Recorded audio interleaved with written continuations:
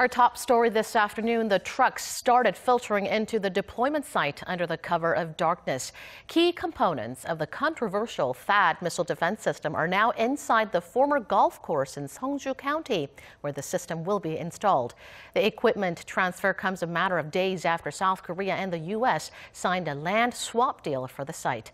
Jung-soo starts us off. Beginning around midnight on Wednesday, U.S. versus Korea finished moving key components of the THAAD battery, including a radar module and 2 mobile launch systems, into the deployment site in Seongju County.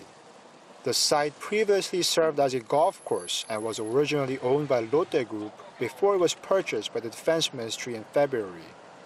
Hundreds of Seongju residents reportedly tried to stop the U.S. military transports from entering the golf course, but to no effect.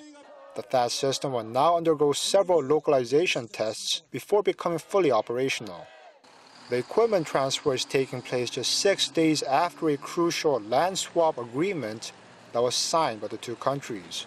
The agreement had confirmed that U.S. versus Korea will assume control of about 300,000 square meters of land out of the 1.5 million square meters that the Defense Ministry had acquired from Lotte Group.